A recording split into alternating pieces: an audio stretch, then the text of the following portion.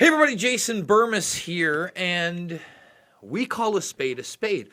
The other day, I did a report on the Associated Press talking about how they could find 1,700 right now ex-clergy members, priests, etc. in the Catholic Church that were out and about, and many of them had unsupervised access to children with no law enforcement oversight whatsoever.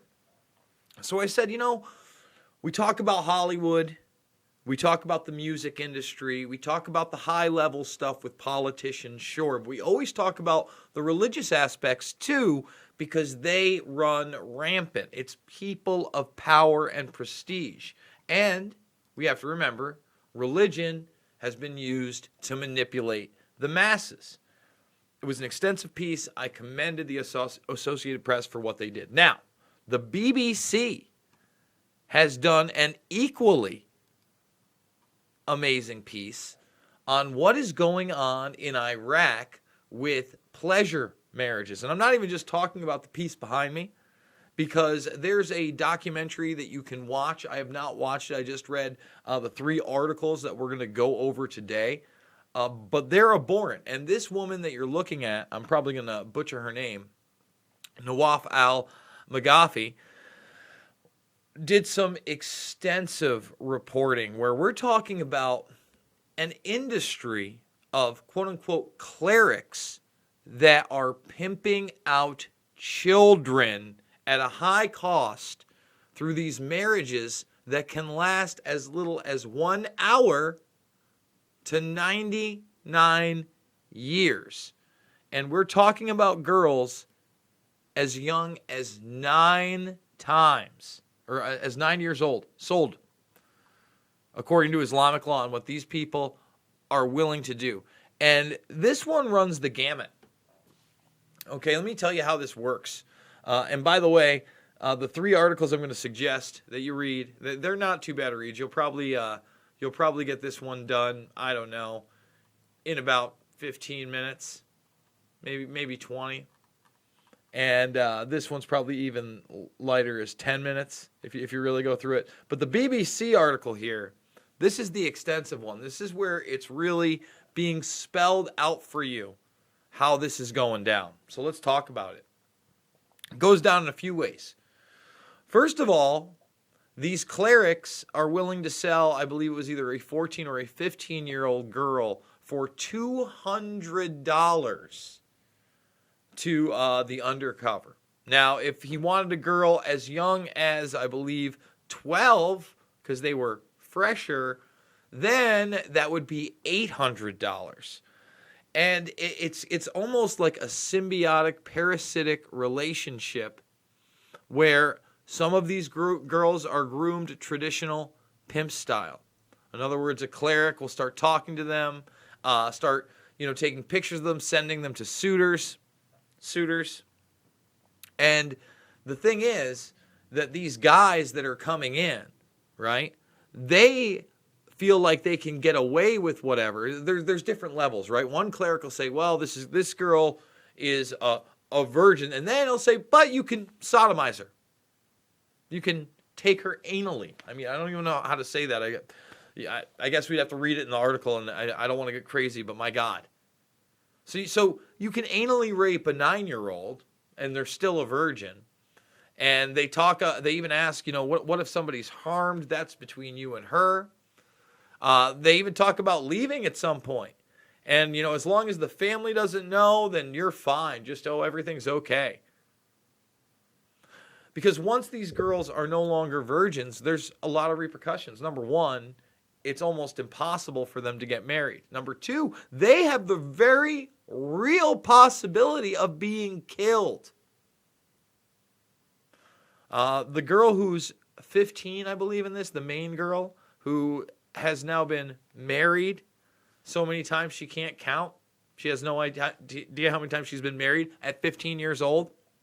Think about how many times she's been sold off. This girl, 1 hour. You can sell them out for 1 hour. Oh, and here's what is doubly upsetting to me about this. 8 out of the 10 clerics did this, but it wasn't going on under the Saddam Hussein regime. So let's break that down for a second. You understand that this is more a Sunni practice, and Saddam was really secular, and he put down harsh laws. Say what you want about him. He's a murderer. He's a torturer. He's a dictator. This was not going on. It admits that it flourished after we came in 2003. So Operation Enduring Freedom helped allow this to flourish. Now, the main person in the square, the main marriage, I forget what it is, that person was one of the people that denied doing it and didn't want. But around the way, there was somebody that was accused. I mean, I don't even want to say accused. I don't think there's any kind of accusations of this person not only, facilitating a marriage where the person buys them, but then pimps him out to the friends. Girls as young as 9. We're talking 12, 13, 14, 15, 16. All the way down the line, different price levels. And this is a very, very real market in a country that we have destabilized to an extent that most people don't even understand what was going on under the original Saddam Hussein regime. They don't even understand that he was once our ally. Remember that? Remember when Donald Rumsfeld, who under the Bush regime that would later go in there, shook his hand? Remember when we armed Saddam against the Iranians? Do we forget these things? And then we go in, and we're going to bring in all that freedom, and we destabilize a nation. And what happens? All of a sudden, the child trafficking trade takes off. Is that how we bring freedom to the people? I remember Dana Rohrabacher. A lot of people aren't going to remember who he is. But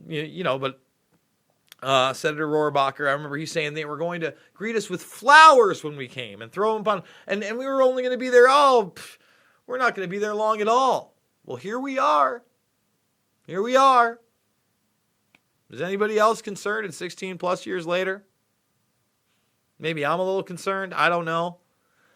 I know that when I report on the abuse of children, normally we're talking Epstein. We're talking NXIVM, right? We're talking high-level guys like Dennis Hassert, the politicians.